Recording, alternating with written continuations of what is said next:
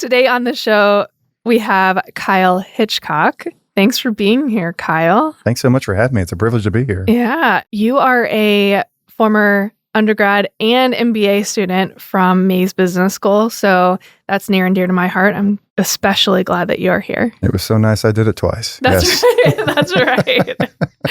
So, how's your week? It's been great to be here on a Friday morning before a basketball game tonight and a football game tomorrow at Gonzaga tonight, and beating South Carolina tomorrow will be a lot of fun. That's going to be a big weekend. It will be. Which also means it might be a little crowded around here. But it's going to be. But you know what? I'll take it. That's it's not an 11 a.m. kick this time. We should get nice and rowdy tomorrow night. My goodness. It should be wonderful. I'm over the 11 a.m. kickoff. It takes up the whole day. Yep. And if you're out of town, it takes up the whole weekend. Oh, absolutely. So that one's not my favorite. Biggest of first world problems, but yes. Give me the 6:30 kick. Totally. I know we should not complain, but I'm going to. So what is your favorite superpower? We'll start off with our icebreaker question. I don't know if it's technically a superpower, but the ability to bend time. If I could go back and have conversations with loved ones that I didn't get to know well enough growing up, or even individuals in the prime of their leadership, I'd love to be able to bend time and then come back. Do you have older living relatives that you are close with? Not so much anymore. Right. There's two in particular that were from College Station. My grandmother and grandfather, who lived here my whole life. So I grew up named after the football field, going to Bonfire. Nice. We moved all over the course of our growing up, from living in Houston to outside of Chicago to Michigan, but we came Thanksgiving every year here. Lost my grandfather when I was 9 years old in 1986. And so I think about, idolized him, and I got to know my grandmother so much well after that. She lived till 1998. Was a big part of why I was able to come to A&M while my rest of my family was up living in Michigan. So to be able to get to know him on a level that I got to know her would be one of the top things that I would want to do. Are there any others you would go back and want to talk to? Oh gosh, loved ones. I mean, my dad's parents, because they always lived far away, and I never got to know them at the level that I got to know my mom's parents. But if there's any way I could get in and know, leaders or past presidents, or, see what they were thinking at the time they made it, as opposed to hearing how they tell the story. Sure. Not that is purposely different, but oftentimes when you tell a story, it's not exactly the way it happened when it was there. So things absolutely. like that. Yeah. Okay. Give us 60 seconds on your road to Mays. How'd you get here? It's interesting. When I got to as an undergraduate, it really, honestly, it started when I was born. My dad went to West Point, spent time in the military, and then got out and studied to get his PhD here in the late 70s. And so I was born in Bryan while he was studying to get his PhD, and named me after the football field. And from the moment I can remember, I've been fascinated with Texas A&M everything. Part of the reason why, I mentioned earlier that we lost my grandfather in 1986, and I'd love to go back and be able to talk to him, is my first initial memories where I really remember things are late 1985, early 1986. And all I remember is wearing A&M gear my whole life, drawing. If we had a creative art time in second, third grade, I was drawing Kyle Field. I was drawing everything that I remembered. And back in that day, you used to be able to kind of run on Kyle Field. So we'd come visit my grandparents and go do that. And so it was very sports related initially on my love for A&M, and then ended up moving up to Michigan and graduated from high school in Michigan. And the notion was I looked at the University of Michigan and I looked at Texas A&M because that was always going to be a place that I was looking to go to. And the crazy thing about it was at the time, because Michigan is an expensive school, it was cheaper for me to go out of state to come back to A&M than it was to stay in state and go to the University of Michigan. But that's, over 1,000 miles away, and that's a big move, even though I've always wanted to go there. But my grandmother, who still lived in College Station at the time, was here. And so it was a great way to come to the place I always wanted to come to, and still sort of have that close-knit connection to somebody that sort of made it a little easier to be that far away from home.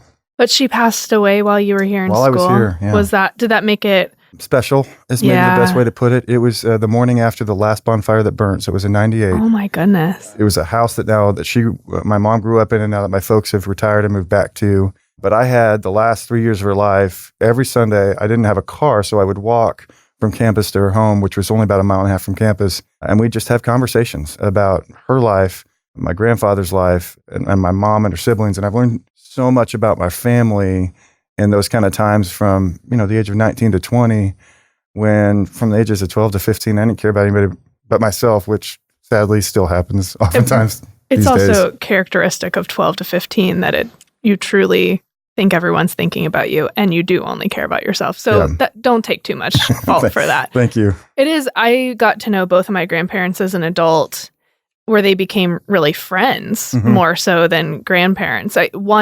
My grandmother on my dad's side, and especially my grandfather on my mom's side. And it's a really cool thing. I've started recording my grandfather telling stories. Oh, what a great idea. Yeah, it's amazing. It's so funny. You talk about time bending. That's almost like bending time for future generations, or even for you, call it 10, 20 years from now, to be able to go back and listen to. That's a really good point. That'll be a treasure, I bet. Yeah, I'm very glad I have it. So give us 60 seconds then on how you got back to Mays for the MBA. I began my career as an energy trader. And the summer before my senior year at A&M, I got an internship. And energy trading, this was before it was very regulated back in 99, 2000, and it was just deregulating. And so there was an opportunity right away for young people to watch, to be on a trading floor and to see buying and selling, looking across the Northeast USA and figure out where power was cheap and where power was expensive.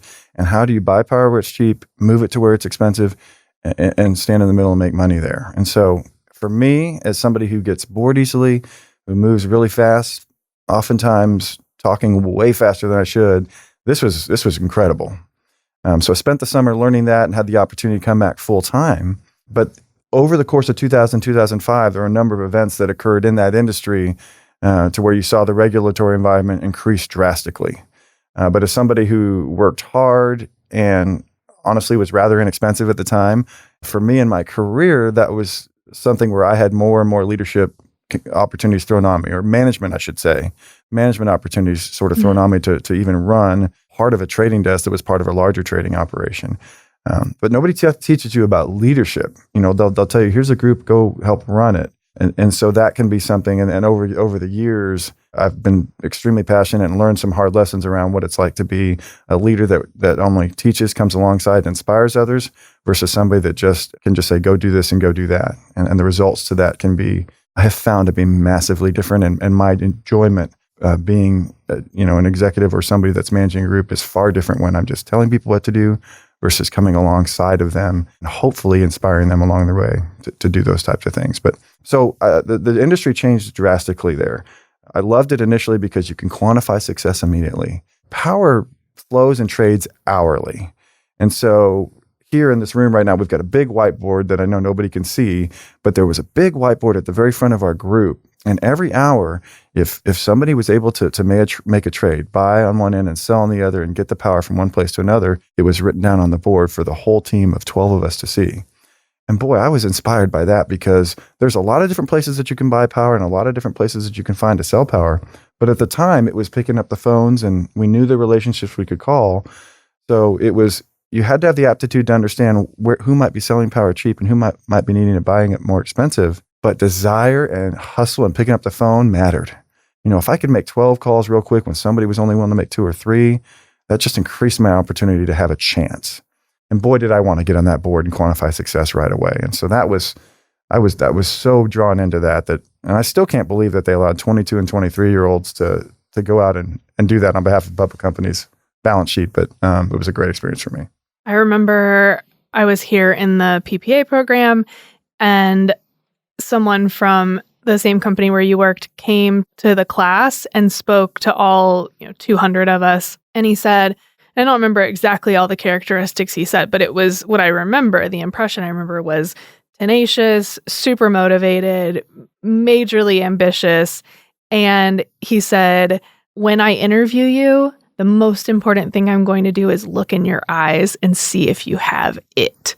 And I thought, oh my gosh, I'm not interviewing for that job. Even though part of it sounded really intriguing, I thought, I don't know what it is, but I probably don't have it. And later, it's the one thing I've thought about in my career that I should have gone for that, but I didn't have the confidence at the time that he was intentionally scaring all of us away from this job. But later I thought, that would have been a job I should have thought about going for, but I needed 2 more years of confidence building here at A&M to even think that was a possibility. Before you got to that, and before you got to that confidence level. Oh, yeah. Yeah. That brings up something. I love listening to podcasts that interview individuals. And I listened to one from just the other day from somebody that was a famous comedian that was recently on Saturday Night Live and is now in a ton of movies. And somebody asked him the question of what gave you the confidence to try to do this? And he said it was his dad. And he said, if you looked at it on paper, nobody would ever think twice about it. But he basically told him that, yeah, I think trying, because his dad had grinded and worked 9 to 5 his whole life and really, made it from week to week. But he said, well, go give it a shot and think about if it for some reason doesn't work, think about what you're going to go do next. And he paused for a while and then he said, what he did and what I knew he meant was he gave me permission to fail. Yeah. Was this Will Ferrell? Yeah. On Dax Shepard? It was. Yes, that's exactly what it was.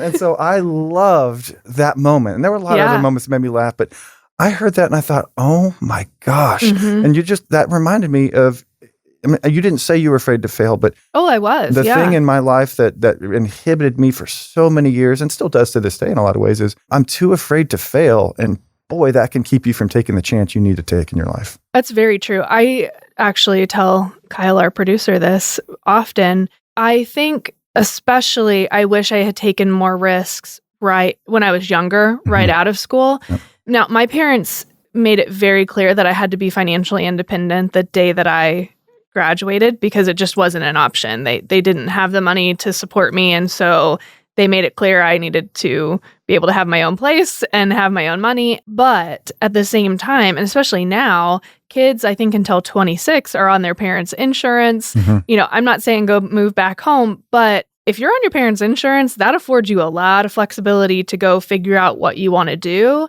And I wish I had taken that opportunity a little bit more versus leaning on the fear of failure. Mm-hmm. I still do it now sometimes, have that fear of failure, but the stakes are higher. So it's harder to tell myself, hey, let's just see what happens, even though that would be a useful reminder. Well, I think that's right. And there's levels of being afraid of failure. There's huge steps. And then there's sometimes the little things that just the take path that of least next step. Resistance, I can just do this or I can stretch myself and do this. Yeah. I think, too, oftentimes we do make the stakes higher than they are, especially Will Ferrell, for example. He could have gone back to school had this acting thing not worked out for him. And he may have even finished. I think he might have finished college, but whatever it was, he could have gone back to a real job. He was out because he was working in finance or something. Oh, that's right. Good memory. So he could have gone back to working in finance at any point in time if that didn't work out. It wasn't that big of a deal, but it feels that way when it feels huge. Money, or does for me. So you were focused on leadership then at that point. The environment in energy trading was changing quite a bit. It was. And then you came back to MBA. How did you make that turn? Probably a little bit different than most. Although I loved energy trading, the regulatory environment inhibited some of the creativity that I felt like I could do.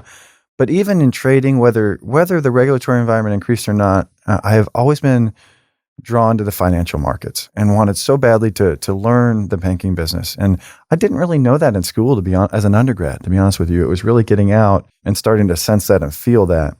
And so I had a decision to make on how do I build the right network, or how do I learn enough about, because I didn't feel like I knew enough about the banking business to where actually school would matter for me a bit more than just building connections. And I was very particular. I wasn't the type of person that wanted to say, okay, here are the top 15 schools that you're supposed to apply to, and I just want to go to business school. Because I didn't want to do that. I wanted to be very purposeful. So there were really 3 schools that, whether it be their culture, whether it be what they stood for, or some things that I could learn that I just didn't think I could get on my own, that I targeted. 2 of which were in the Northeast, one of which was an Ivy League school, and the third was looking at Mays. Because I don't know as an undergrad that I really poured into everything that Mays offered. And I don't blame myself anymore for that, because I just didn't know. I didn't at the time know what I wanted. And so it came down to 2 schools. It came down to Mays and an Ivy League school. And I went to both spots and went to classes and attended classes at both spots and tried to understand the culture. And then I looked at the return on investment. I tried to do the best that I could on that. And an Ivy League school is, I don't think I'm breaking any news here, going to be quite a bit more expensive, although prices for school are increasing. So maybe that's not the same, but I imagine it is. Yeah. And I give a shout out, the dean of the business school at the time here at Mays picked up the phone and called me. Wow. And it made it very personal, part of the process. And I met with him and talked with him. And even when I decided to come back to Mays, he would follow up with me. Not all the time, because he's a busy person, but it just felt very personal. I also, as much as I wanted to be on banking, I didn't want to have to commit to go into the Northeast have student debt and know that whether I want to be in a certain type of business like investment banking or anything that had to pay for that first, I wanted to think, and I did have a scholarship offer to come to Mays, which was very, very helpful. Wasn't the decision maker, but it was very helpful that it would give me the flexibility to then decide, do I think I can get where I want to go at either of these places? And can I come back to, honestly, one of the places with the culture and the atmosphere that I love so much and take that and hopefully be a difference and be somebody that can, just carry the torch for Texas A&M in this type of industry? Because I think that may be changing, but when I went to New York for a few years before coming back and working in Texas, nobody knew Texas A&M. And I've always had that chip on my shoulder and an edge to that. And I was working with a training class of 50 to 70 people, and there might have been one other state school person with me there. And I'll tell you, I'll put top students at A&M up against anybody I've come across. And I just think we need to have that confidence and that not being afraid to put ourselves out there to fail sometimes. And so that really drove me, and I still sort of have an edge to that I'm proud of, and I want others to kind of, if that's the desire, to get into banking or to get into something where A&M is not typically a school that is thought of for that. Let's break down those barriers and let's take this culture and make it more well known. I agree. I think A&M in general has this humility about it that is admirable and that makes us like each other. And it's difficult because that doesn't translate well to a job interview or to finding that next thing that's going to be the next best thing for you to do when you're leaning on that humility so much. So trying to redirect that to maybe a little bit more fearless humility or a powerful humility is something that we work on a lot with our students, undergrad and grad, to say, okay, I get it. We appreciate the humility thing. Do that 90% of the time. But in this interview, figure out how to humbly brag about yourself, because that's really important. Go out, take that chance, and apply for the banking job, even if that's not. And it's not typically what our MBA students go do. It's not what A&M's known for. And we're totally comfortable with that. But we do at the same time have students who are capable of going out and doing that. You're always selling yourself. Mm-hmm. And no matter what career you're in, you don't have to be in sales. Yep. And I was originally early in my career so intimidated this idea of selling or selling myself. Well, a decision to not sell yourself is a decision on how you're going to present yourself to people. Mm-hmm. And it can look a lot of different ways. If you want to be a leader, you don't have to be an overt leader that can have quotes and getting people ready to run through walls. You can be a servant leader. You can be someone that never has that's not my job mentality. And that may not be your job. And you may not be the one that ends up doing it, but you can quarterback the process. And yes, that the humility, I think, is something that I really, and I've got 3 kids now, wanting to instill in them. But there's a fine line, because if you are too humble, you can start looking at others as always being better than you. Mm-hmm. And you can sort of quench some of these things that have been instilled in you, some things you were born with and that God has gifted you with. And if you're overly humble about these things that are meant to be shared and to blossom, that can be a problem. And I certainly struggled with that early in my career. Very well said. Give us 60 seconds on your road to private banking.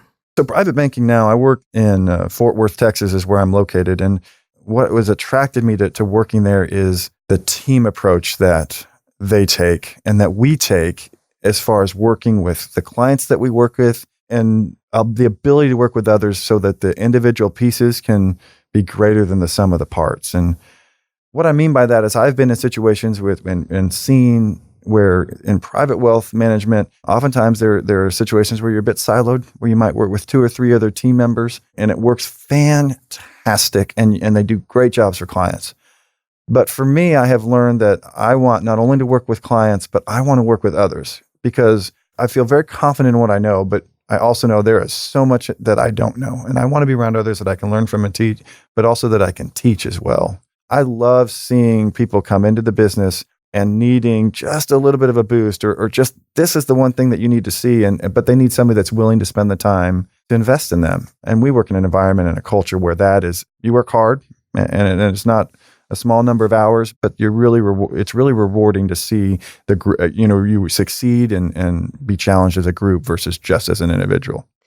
We ask some team building questions to help our listeners get to know our guests, so we'll go through those. Where did you grow up?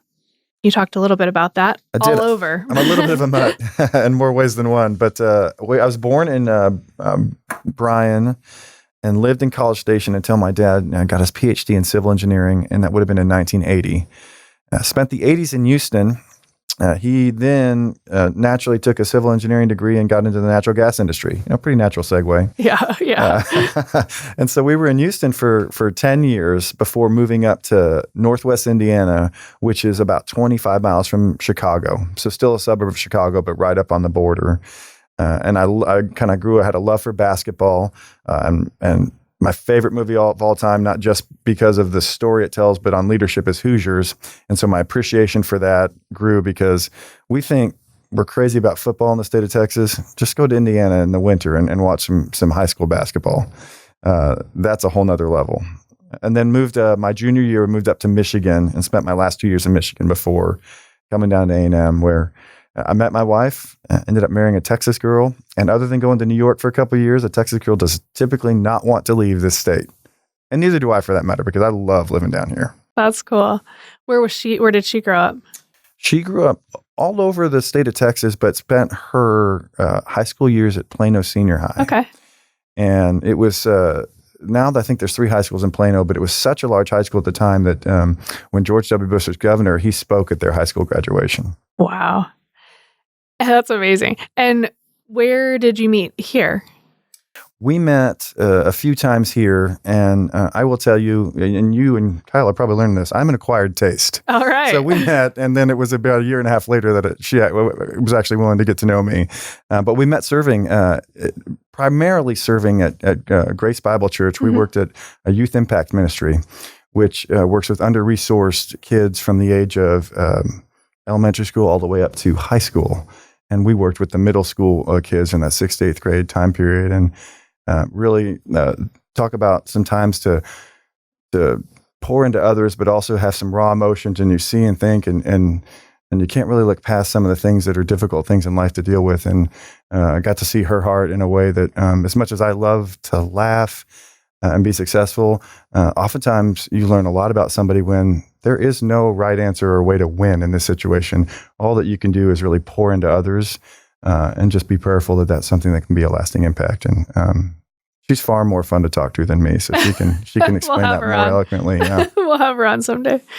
How many are in your family from growing up? So how many siblings? Where are you in the birth order? 5. I have an older sister and a younger brother. So you can imagine, you stay around me long enough, everybody always goes, "Oh, middle child." Very obvious.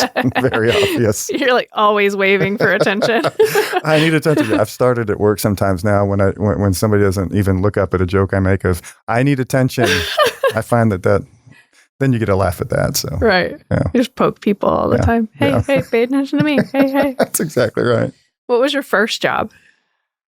First job, mowing lawns, believe it or not. And I don't know if that really counts, but I mowed lawns, our family lawn, and then I'd have some neighbors that I'd mow their lawns. But I'd say the first job where I got like a real paycheck was before my senior year in high school. I actually worked in a warehouse of a flower shop and built shelving and places for all these flowers to go. And I don't know anything about flowers. I don't know anything about any of that. So it was just a real weird sensation for me, but I needed something and somebody needed a worker, and I said, okay, sign me up. How big is a warehouse in a flower shop?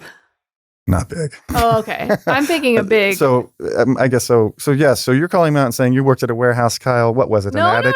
No, Shannon, you're exactly right. It was an attic, but warehouse sounds a lot. I mean, bigger. I was just curious. I'm thinking, how many flowers can you turn over? And they can't last that long. No, so this warehouse, okay. Yeah. So this is a good fact check moment. It wasn't that it was. There were flowers down at the bottom, but the things that we had up there were things like. Ornaments and other things that you might sell. So it was a storage room. It was a storage room, Kyle. Yes. Okay. I tell you what, we need to do this weekly, and I'm going to tell you what some of the things I'm going to say in my meetings. I'll bring you down. I'll just humble you real quick. You said what? I mean, that sounds awesome, but is it believable? I would have believed warehouse in most other industries, but a flower shop, I immediately regret talking about that job. Is this 1-800-flowers.com? What are you? I don't know. That's awesome. So what was your greatest challenge as a child? Moving. I really had a hard time And we moved after my 6th grade year and after my sophomore year in high school. And I really had a hard time picking up and moving and starting what felt like starting over, which was also the hardest part about coming to A&M. I mean, it's a dream opportunity, and I'd only been somewhere for 2 years. Oh my gosh, I've got to do this again, because I just wanted so badly to connect and build friendships. And I'm not somebody that, I don't like going into rooms, and if there's 50 people I don't know, that's hard for me. I would rather if I knew I had several months and I could get to know all of you, but at a level that's deep, a mile deep versus knowing the people barely, but a mile wide. That was a challenge for me. And it's still to this day something I have to work through in business to do. But that was my biggest challenge. We moved one time when I was a kid, so not an adverse experience, except that I cried the whole first 6 weeks at my new school. And my dad, every day, he was so nice about it, but every day he would come in my room and try to console me. And he would say, if you get to the end of the first 6 weeks and you're still miserable, we'll move back. And of course, by the time I got to the end of the first 6 weeks, I was fine, Would he really have moved you back, do you think? I don't know. I doubt it. But I mean, maybe. He might have. He probably would have been so over me crying after 6 weeks. He would have moved us back. 6 weeks. Yeah. I'm a pretty resilient person, but I cried for that's a long time. When you stop and think about the length of time that 6 weeks is, and especially at 14 or 13 or whatever I was, that's a long time. My heart goes out to your dad, because I now live with 3 women, my wife, a 12-year-old daughter, and a 5-year-old daughter, and I don't handle tears very well. I consider myself to be a relatively emotional person, but tears are just not an emotion that, it's not right or wrong, that just are the way I express myself. So when the girls cry, it's a challenge for me to figure out what to do. Which maybe I knew that. I don't think I was doing it intentionally, but I really wanted to move back. And it's very possible that because he was giving me a lot of attention. Anyway, and that's all of my crying and in my. Let's talk more about that you're crying. Thanks. No, this is great. Yeah. In fact, I'm going to take over with the next 10 questions. Kyle, is that okay? So you talked a little bit about what your dad did with the PhD in civil engineering and then going into the natural gas industry. Did your mom work outside of the home? Off and on. She's always been busy, but not in formal jobs along the way. I remember she used to make, when I was born, she was making stained glass windows for people. Oh, amazing. Yeah, and it just seemed like, well, that's what moms do. When I grew up, I was like, moms make stained glass windows. And she volunteers her time in ways that monetarily you wouldn't notice, but eternally have mattered to so many people's lives. And I think if I could talk about the best characteristic that she has, is this notion that I don't know half the things, hundreds of things that are going to be so eternally meaningful to people that she's invested in over time. And so that's a bit inspiring too. That's amazing. So taking that, your dad's career in civil engineering and and natural gas and your mom's career really giving back to people, how did that impact kind of your path to your current career? My mom was so supportive of my dad's career.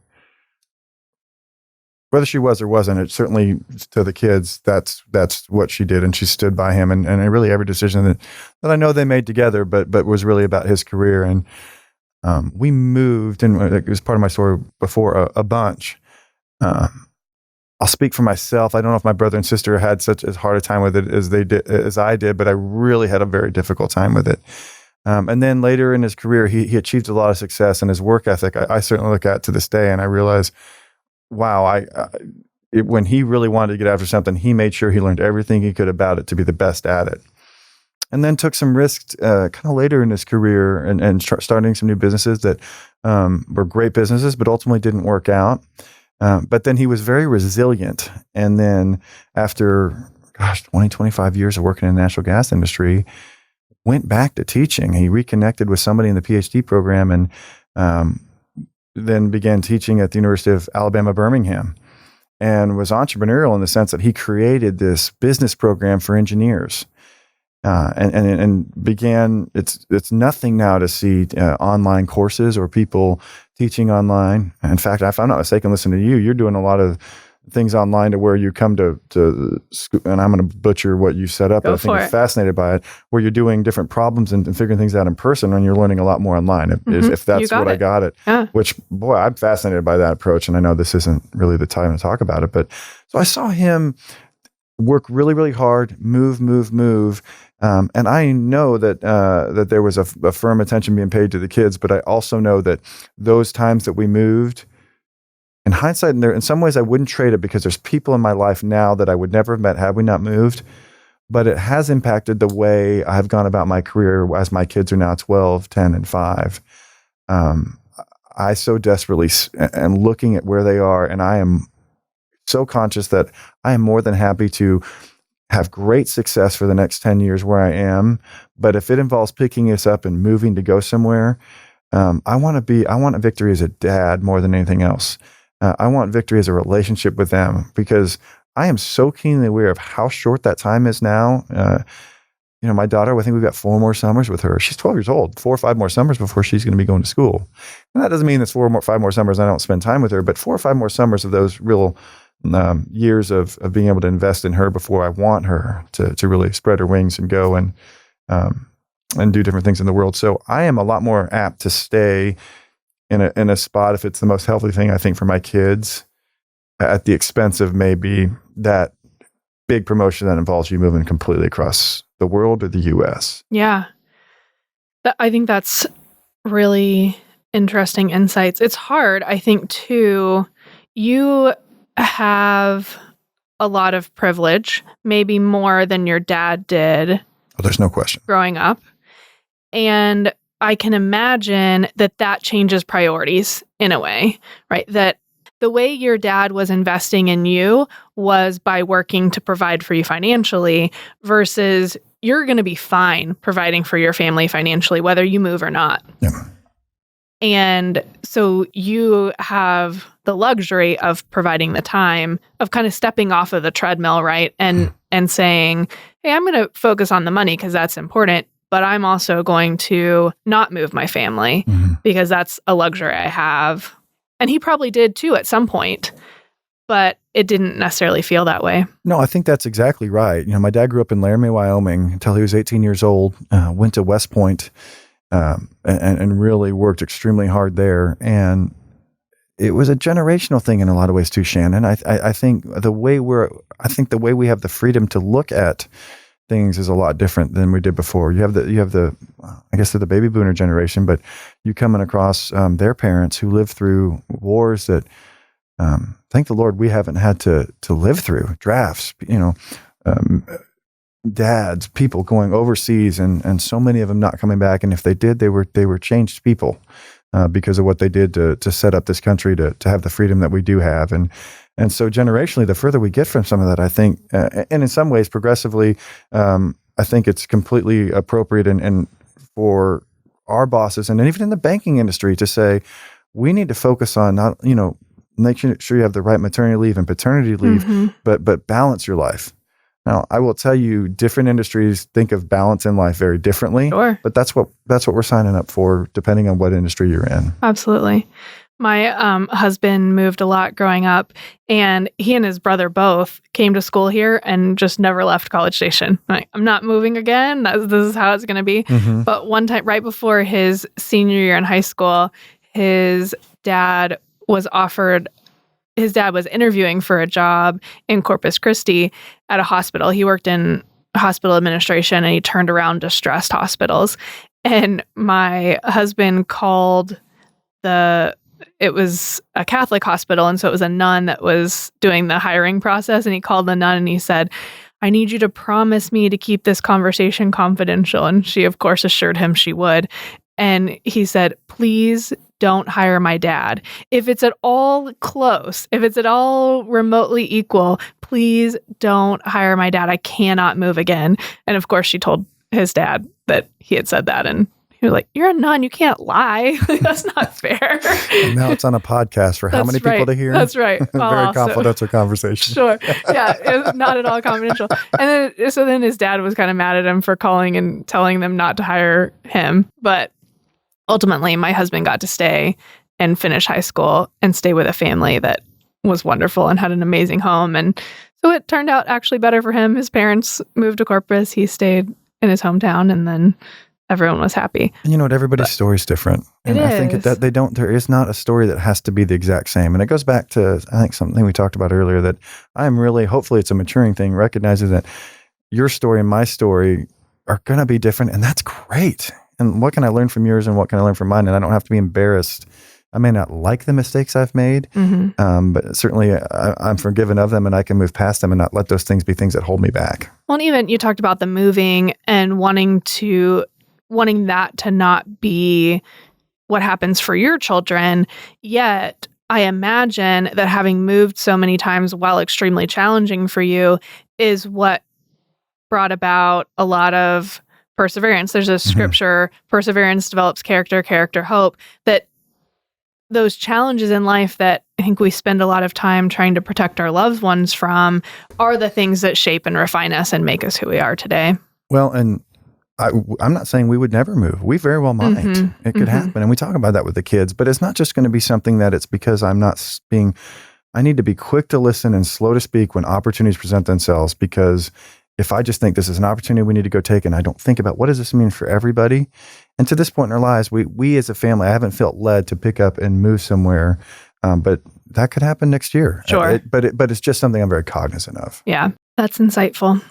During your time in the MBA program, you interned in New York, and then you started full-time in New York, right? And you've been at a couple of different banks and are now currently at a very large bank doing private wealth management. What is the one thing that makes you passionate about private wealth management? It's hard to say one thing, so it may end up being an answer that morphs into 3 or 4, but working with other people and working on teams internally, but then also working with individuals, because one of the things I've found is we manage money for foundations, for nonprofits, for large families. You know, you meet with patriarchs and matriarchs of families, and you talk about the things that they want to do with their assets, not only for themselves, but for generations to come. You have to ask a lot of hard questions about what do you really want in life. And while it may not be quite as serious as when they meet with a physician, I will tell you it's darn close. And there are things that you ask and they seem innocuous to me, but I realize I'm sitting across the table with somebody asking something very personal. You have these ancestors or you have these desires. What's the most thing you're most passionate about? Because you tell me you're passionate about this, but your money is telling you you're passionate about this. And those sometimes can be very different things by the way they spend or the way they want to give. And I have learned, A, I want to work with people on that level, but B, I have learned so much from my interactions of having to be real with people from that perspective. The other thing, and this is kind of a strange thing to say, growing up and all the way till right before the MBA program, I was terrified to speak in public. You know, Jerry Seinfeld has that old joke of people are more afraid of speaking in public than in death. So you'd rather be in the casket than be giving the eulogy. Although I know it's a funny joke, there's so much truth to that. And yet now, and so that was the one thing I was terrified about getting into private wealth management was I'm doing a lot of talking and oftentimes to groups of people. And what I've learned in the process was that was the one thing that I was concerned about. There were so many other things I wanted to do. I had pluses, minuses, things that I wanted to do to get in this profession.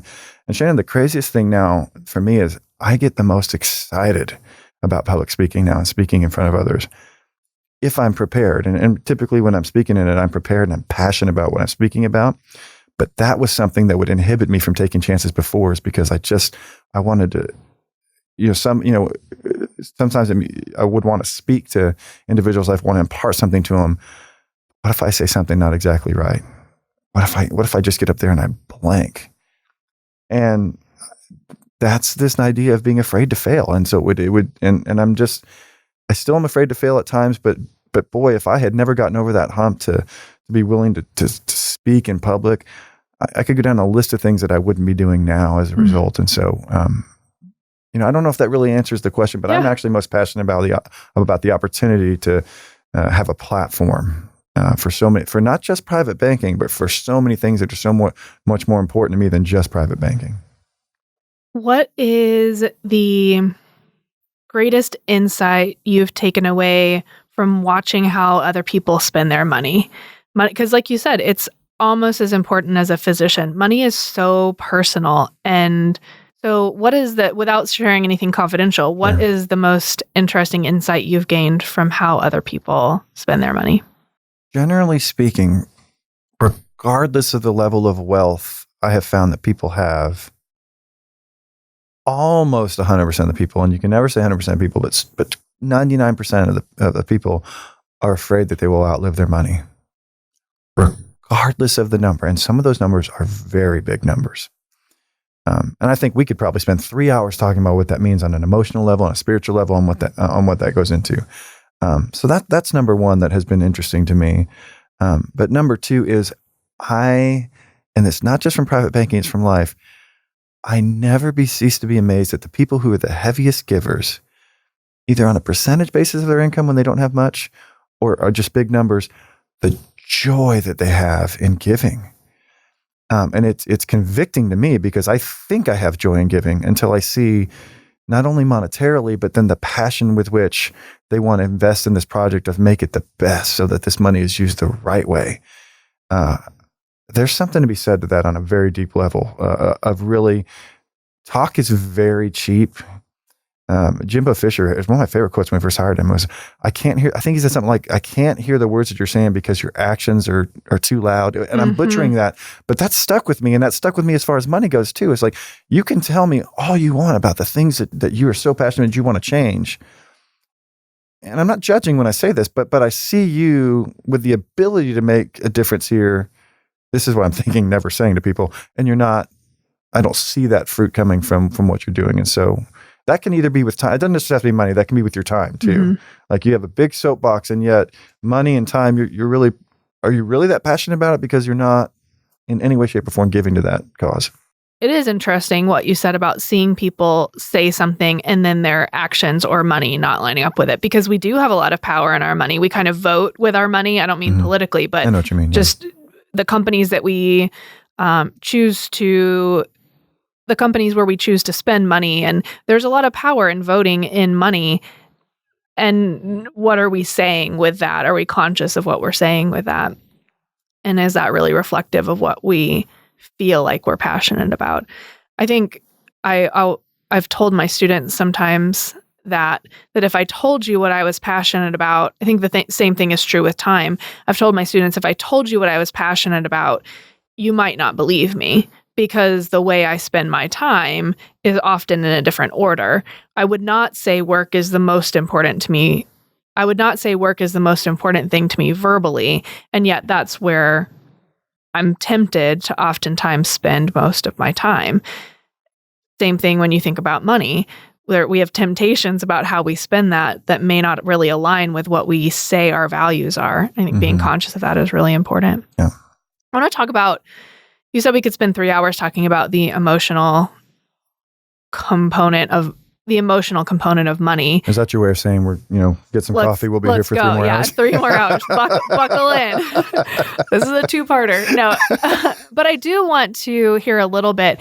I felt like for part of my life, now my sister is 2 years younger than me, and she does not have this feeling at all. I felt like for a part of my life, my family did not have financial stability.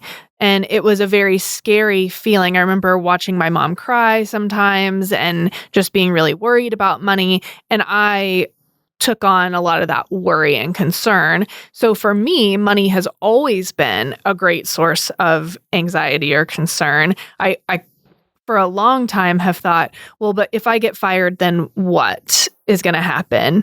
Or do I have enough money in the bank if these things happen? And there's some of that that's very healthy. We should all be thinking along those lines.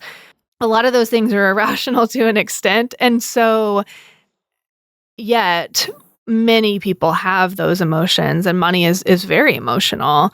Tell me more about what you see around that, what you see around the fear of outliving your money, which many people do. So again, can be an irrational fear depending on the dollar amount in your bank account, and can be a real fear. Well, I'll start with myself because I think that's the healthiest place to start. I was terrified of not having enough money, of not having a job. I over the course of my dad's career, he had an immense amount of success, but he also had periods of failure. And I don't mean that to be negative, but to where businesses didn't work out the way you wanted them to. And that terrified me. I thought that's the worst thing that could ever happen to me in my life at the time. And in hindsight, I feel like that was a foolish comment because it goes back to this notion of, boy, that's the best time to invest. Look at what didn't work. And it could very well be the best thing that's going to happen to you to point you in the right direction. But we're I live a very privileged life. To live in the United States at all, number one. Of course. I think so often, and I am so guilty. I don't think I take it for granted, but I know that I do. I come from a military family, and I am so appreciative of what so many people have given for us. I went to a university that I think is just phenomenal at recognizing that, and yet I feel so privileged. And I feel like privilege isn't the right word. I almost feel like, okay, I'm entitled to certain things that, quite frankly, the rest of the world's not entitled to. So it's convicting to me to think about being so afraid of not having enough money or to running out of money, because I have had that fear over time. I see that in the way people have a tenseness to them, and that they can't go do the things they're most passionate about, because so many people that I've seen it and either have enough money to live, maybe not the lifestyle that they are living right now the rest of their lives, but don't go and chase something that they know they've got a passion for, that they're gifted for, that God may have created them to do. And yet it's like, but I don't want to live that lifestyle and do it. I'd be the first to raise my hand. I know that I can't think of a single thing right now that I'm thinking about, but I know that's happened to me before too. That's the way I think I see it the most. And I want to impart that to not only my kids, but the people we work with, that be the best at what you are at any given point in time, but don't ever be afraid, because even if you recognize I want to go do something else, don't mail it in for the next 6 to 12 months, because people are going to look and say, well, this person's not a hard worker. This person is not doing the things they should be doing. What makes us believe they can go and be great at that? Be great at whatever you are in the moment that you're in it, and then be ready to go take a leap somewhere else, which I kind of deviated a little bit from your question, but I think that's kind of how I see that more than anything else.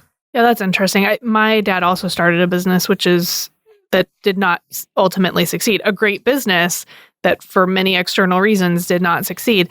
And I think, you talked about how that shaped you with a fear of failure. I think it's definitely shaped me with a fear of failure. And my mom, even my sister and I are starting a business.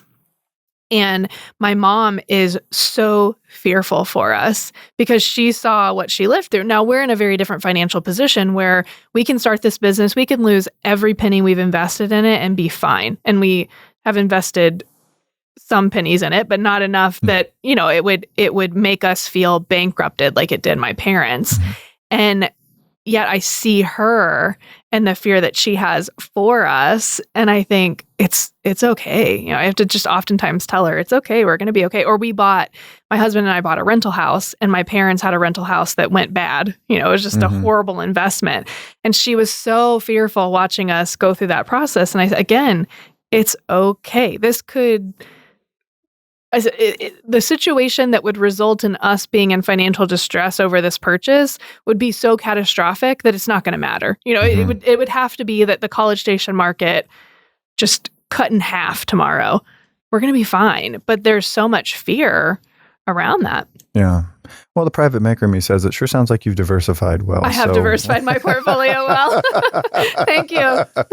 That's funny. But and the thing I hear about that too is if you have the patience and time and you want to deal with the pros and the stresses that come with rental homes. It seems like I remember in your podcast saying that was wearing you out a bit too. We've sold that rental house, by the way. The portfolio is less diverse, but not because it was so hard. I mean, it is obnoxious, but because of the state of the market, of the rental market here. Right. But no, for sure. It's just the point again that there is fear around money, and acknowledging that is important. And I imagine that can be a challenge in your position, dealing with people around the thing that is so emotional and can be so fear-based.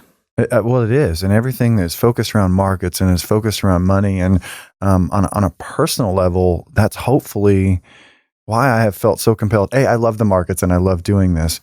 But I also think there's so much more that we can focus on in life than just the money. The money can be such a great resource if you think about it right. If you plan appropriately, how do we help you set up so that you're sleeping so well at night, whether it be diversification or doing things that you want to do, and really unlock the ability for you to spend the time and passion and making changes in the world that really matter, or in your community, your sphere of influence. It doesn't matter what size that sphere of influence is. I think that's one of the things about money, and Dax talks about this all the time on his show too. One of the things about money. Are you trying to get on his show? Are you trying to get an invite? Dax, please. No. One of the things I think about money is that oftentimes no amount is enough. No amount. If you're counting on amount to satisfy you, it just isn't going to happen. Not only because money is not the thing that intrinsically often gives us our purpose, but because it could always be more. It could always be more whether you're talking about security, or it could always be more whether you're talking about keeping up with the Joneses. It could always be more. And so getting away from that, I oftentimes think, oh, if I could just put aside X amount, then I could focus on my passions. But that's not true. It's putting aside whatever is proportionate to your income level and lifestyle, and then focusing on the things that you're passionate about. And I think that can be hard for a lot of people at every income level to do that. There's always going to be somebody with more money than you. There's only one richest person in the world. And they're probably not going to be that forever. That's right. And there's reasons that can change. And there's always going to be somebody that's fill in the blank that's better at X. For you, there's not anybody better at a podcast than you. Sure, but just imagine with me if there was somebody that could do anything better. But who says you should be impaired by that? Be the best version of yourself. Mm-hmm. Be the best. If you're tithing, if you're saving, if you have this gift to communicate with people, but you look up and you can find people that either run podcasts or speak in public. They're like, I'm not as dynamic as that person.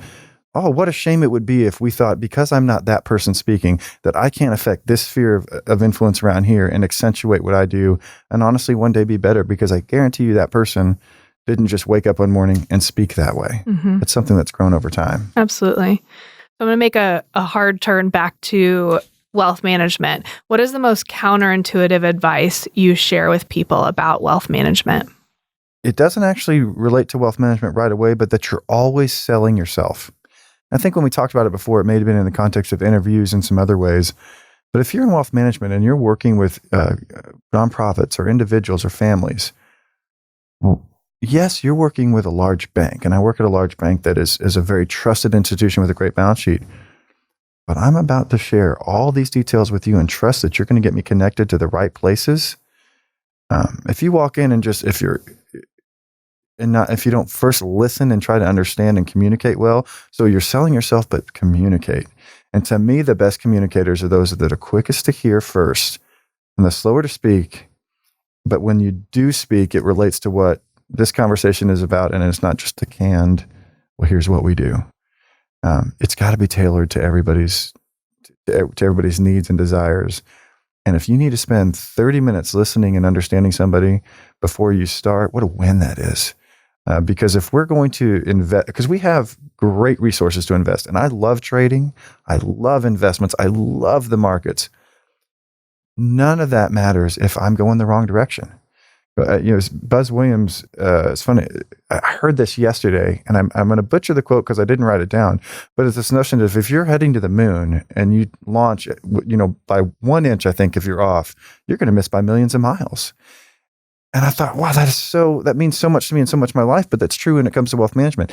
We have these great ideas, but if this person is going through this, or they're giving money here and they need to lock up money in this investment for 20 years, and it's going to be the best investment possible, that doesn't match up. And so if you don't slow down, stop, and listen to people, I think it's true in all industries, but especially in wealth management, you're not going to launch at the right launching point or at the right angle.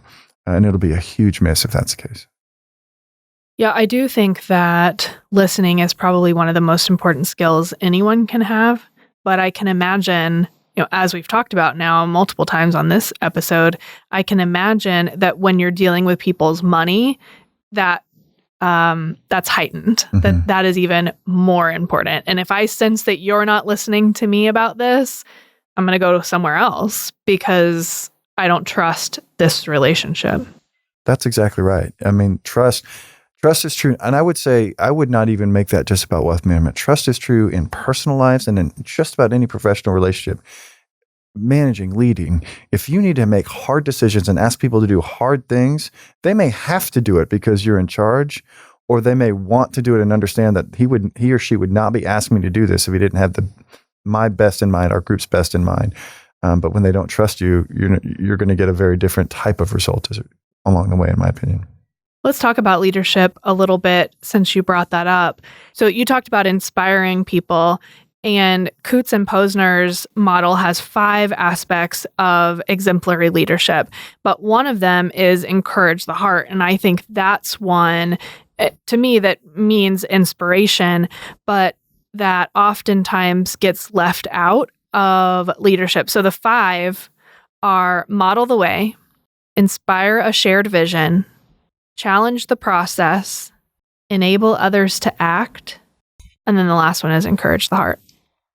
I love that. Isn't that good? I have not read it, and I will certainly do that, but that encapsulates in a lot of ways everything I believe in leadership. Yeah, I hear that in a lot of what you're saying. I thought, I bet he's read them. I appreciate you sharing that. Yeah. Boy, looking at that, and at different times as a leader, different ones of these need to be accentuated more often. I want to come back to that. So the encouraging the heart, and I heard this just a couple weeks ago, a quote internally from one of our leaders that said, and I don't remember, he heard it from somebody, but a great leader, because I asked him, I like to ask leaders when they come through, what do you view as a great leader? And he said, someone who actively roots for another person's success. And that's a simple phrase, but there's a lot in that, in my opinion, because you're not just rooting for someone's success. There's a word right before that says actively rooting. So what does it mean to be active? So to encourage the heart, there's going to be times when some people need to be mentored. If you're going to actively root for somebody, it's not come alongside and I'm going to say, boy, this person, she's great. He's great. I'm going to cheer for that person. Well, that's rooting. And yeah, there's some activity in that, but why not be the person that says, let me mentor you if mentorship's appropriate. You're great in this area, but if we went on a meeting as two of us, which by the way, I have no reason to go on with you, but I want to see you succeed. Let's go do that. Active support, being an active part of that, helping train people to, see your best practice, be vulnerable. Some of the best things I've ever done is I think I've worked with people who think that certain things that I do are really, really strong and I do really, really well. And I hope that I try to share the times when I've absolutely fallen on my face, because it took falling on my face to get to a point where I feel so comfortable with that. And hopefully that's going to then encourage them that maybe they're not great at that now, but if they aspire to be, absolutely go for it. I always like to ask why. So when we think about challenging the process, and we did this and this worked well here, hey, could it have been better? Let's just not slow down and say this, as a post call to either a meeting or interaction. Or if something's not working and we want to challenge it, let's not just say, well, this isn't working, let's be negative about it. No, what can we do to be a part of that change? Be a part of the change that you want to see. If you don't think leadership is in any part of the world that you're in, whether it be at work, whether it be in a social setting, whether it be in a nonprofit, well, start by being the change, being that type of leader. Let people look at you funny, or let people, sometimes even feel like you get walked on or walked over. But that's how you can start to effectuate change, because I will tell you, I am drawn to people that are willing to be vulnerable. Mm-hmm. And yet I'm scared to death at times to be vulnerable, which might surprise people because I'm probably way more vulnerable than most people are in the workplace, but it scares me. But the results that come from that, it's amazing, because now it's like, okay, well, you're willing to share that. Here's what I'm worried about failing at. And then it's just, let's go. Let's do that. And maybe some of that's modeling the way, is this notion of here's how I got there. Here's how I do it. But I love the shared vision, because that's the team aspect of it. Let's find a shared vision together, and let's all, I can be the right arm, you can be the left arm. And guess what? It doesn't really matter that you are in front of people and it looks like, boy, you did everything. If I can be somebody that can help feed that and make you stronger, shouldn't we all celebrate in this moment that as a team, we just won this, and have that shared vision together? But they're not going to do that if they don't trust that I'm not going to tell them to do this and then take all the credit. I mean, all this there's so many aspects that come together. And I'm definitely going to go read through what you just shared because I think that's a great set of steps. And I think too, it's hard, you are currently in an executive director role, which I imagine is different from the responsibilities that you had in your advisor roles. And you said it's about, you said actively rooting for the success of others. Actively rooting for the success of others. In your energy trading job, even in the advisor role, it can be very competitive. Oh, sure. And that you're not actively rooting for the success of others. You're rooting for your success. You're focused on that. You want your name on the board. You might even actively be rooting for others around you to fail. And maybe not in such a heinous way, but you're trying to get ahead. And then you make this shift into leadership, and now you have to make everyone else successful. And that can be so challenging for people. Oh, there's no doubt. And Shannon, I would tell you, I don't know when it shifted for me, but it wasn't at the executive director role. If you, as you're trying to get promotions and as you're trying to grow in your leadership roles, actively root for somebody else. And I coach my 10-year-old son baseball team. And if I'm not actively spending the time and loving those boys and then telling them that they've got to do something, you want to talk about people that sniff out whether you're being genuine or not quicker than anybody else. Talk to 10-year-old kids, let alone maybe my 10-year-old son. He'll have you sized up in 30 seconds. And I only bring that up to say is like, if I'm not genuine with those boys and I ask them and I say, hey, let's focus, let's do this, X, Y, or Z, they're not going to do it. They're not going to believe me. I am so drawn to people that aren't even in leadership, but my peers or somebody that maybe you're actively rooting for the success of somebody that might very well get the position that you want. You're going to look different. And the scary thing is maybe you're going to position that person to get a role that you really want. Or maybe you're going to show, oh my gosh, that's the type of leader we need, because there has to be that's the risk you take. And that's the risk I've taken in my career. I would argue in the last 5 to 10 years is, if I get a position, I never want it to be because I elbowed somebody out on the way there, because that's not who I would want to work for. That's not who I would want to work with. And so if I'm going to work in a culture that exhibits somebody that's going to cheer as hard for you to succeed as me, then I need to be that person. And I've crawled home after work some days when I felt like I blew it when it came to that. But every day, that's part of what I'm starting in my mind is, and I'll be honest with you, I have grown to I get so excited now when I see others sort of unlock potential and grow, because I don't know, and I don't know how to explain why that is, but that has really been a culture in the last 4 or 5 years. I started to see that, and so now I could call upon 4 or 5 people that I've worked with closely or have been associates for me as I've been a senior member of the team, and they're extremely successful. And I see them not only doing some of the things that we learned together, but now accentuating their strengths that I never had. And maybe this is a little bit selfish, but I'm like, I wonder if they'd probably be successful no matter what, but I wonder if they'd be doing it this way if I hadn't taken the chance to invest in that way in those people. And they're all great people too. That is so powerful. I think if we all could strive for that, for making everyone else successful, we ourselves would be so successful. And the organizations we work for would be very successful too. It's beautiful. Let's jump into rapid fire. Oh, let's go. What do you consider your most valuable failure? Oh, selling my first house. We built a house in a neighborhood in Houston when I went back as an energy trader that was very new and growing, and I had a long-term vision for this house. And then I moved 2 years later, and it really, if I'd have held it for 12 years, it would have been a home run higher. So it's a notion I learned, especially as a trader. Don't make a long-term trade, or don't make a long-term decision for something that's likely going to be a short-term trade. So that was a tough lesson I learned. Absolutely. What neighborhood was it? It was in Cypress, Texas. Oh, okay. What do you think is people's biggest misconception of you? That I'm a natural extrovert, because I have tendencies to be introverted naturally. I get energy from being extroverted, but if I'm tired, when I get stressed, I have an introvert. And there's days when I have some of my best days at work where I've poured into other people and I've loved every moment of it. And in the car I'm driving home, I have all this energy, and then I get home and I'm like, I've got nothing left. I don't get more energy necessarily from it, but I wouldn't change it. But now all I want to do is I couldn't think of wanting to go have to talk to a bunch of people at the moment. And what is the way that you introvert? Is it a book, a TV show? How do you introvert? It depends. Sometimes it's podcasts. We talk about that. I love listening to podcasts, and I can just listen to others. I do like to read, but honestly, and it's probably not introversion. I've got 3 kids that my life wouldn't be the same without. And I like to spend time with them. A 12-year-old daughter who is 12 years old, going on 40, who has a sensitivity to her soul that I didn't know God created anymore. And so spending time to her, listening to her, roughhousing with my 10-year-old boy who's a bull in a china shop, and then just talking to my firecracker 5-year-old girl who she's got opinions and she is not afraid to let you know. So that may not feel like that's an introversion, but it's just give me my people, and I don't, and I, oh boy, my wife as well. I cannot believe I didn't say that too. Having the core family just together.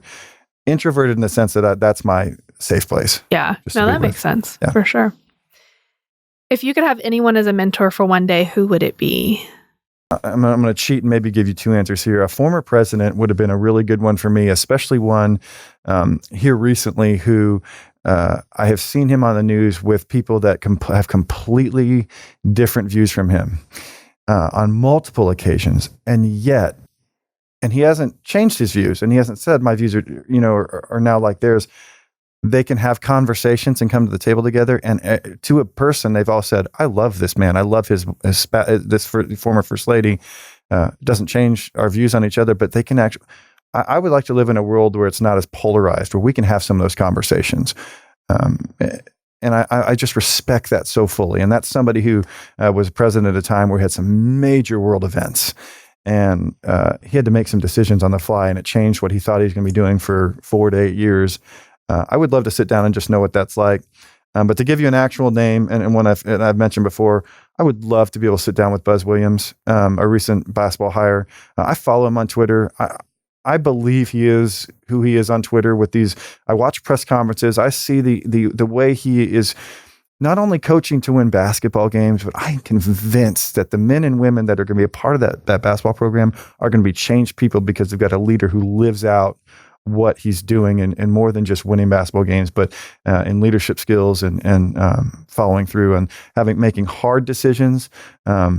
But I will tell you, I think these people, I'm convinced that the people in the program are going to know that he has their best interest in mind and are going to run through walls for him. So I would love to spend some time with Buzz Williams. So Buzz, if you're listening, call up Kyle. I would love to come spend some time with you because I respect you quite a bit. That is so cool. Yes. I think that the investment that we make in our student athletes is so critical, and winning is great. And I want to win. I'm super competitive, but if we're not doing that other piece of it, I don't want to be part of it. I don't either. I love sports. Yes. But what I love about it, and that's why I love team sports the most, are just some of the things that happen that don't have anything to do with the wins and losses. What is your fondest memory of Texas A&M? Meeting my wife. Not even a close second. It's a long story to that, and I'm an acquired taste, so I'll skip that. But meeting her, combine that with the time that we had, I was in Christian fraternity at Bucks, and I spent a lot of time at Youth Impact at Grace Bible Church. Those are some of I have a lot of things I did in undergrad at school. My fondest memories at A&M academically or at the MBA program, but I grew as a man in that time period. And then just times with roommates and friends, just to be goofy, but to talk about life. And I really miss that because that's a camaraderie that, after you get out of school, it's a lot harder to find that. We end each session with Good Bull. This is an opportunity to recognize someone for something good or great they have done. Do you have someone you would like to send Good Bull? I've got a couple. First off, this doesn't happen if Cassie Bell, who works in the Texas A&M Foundation, has just done an incredible job of reaching out to my boss and I at JP Morgan in Fort Worth. And then as we want to get connected, as I have wanted to get connected down here, her ability to just, with joy, follow up, set up meetings, and make this introduction. Shannon, I don't know, I'm not sitting here with you if she hadn't made that introduction. Yeah. So I certainly send that to her. Dean Strausser, who is not Dean Strausser anymore, I think he's the CFO of Texas A&M, was the dean that picked up the phone and called me, and then made sure he went out of his way to welcome me on multiple occasions while I was here. I'm convinced I wouldn't have made the decision to come do this I may have, but it was the convicting decision that he went and did that. And for him to spend that type of time with me was wonderful. And last piece of good bull is to my favorite Aggie of all time, my wife, Natasha Hitchcock, class of 02. Thanks, Natasha, for being amazing. And thanks, Kyle, for being on the show. Thank you so much for having me. Thank you for watching. We appreciate your support. Drop us a like below and feel free to leave a comment if you wish. We appreciate positivity and constructive feedback. Don't forget to subscribe to stay up to date on our latest episodes and bonus content. You can also take us on the road using your favorite podcast listening app. We have those linked below. If you'd like to know more about Mays Business School or our guests, visit mays.tamu.edu/podcasts. Talk with you soon.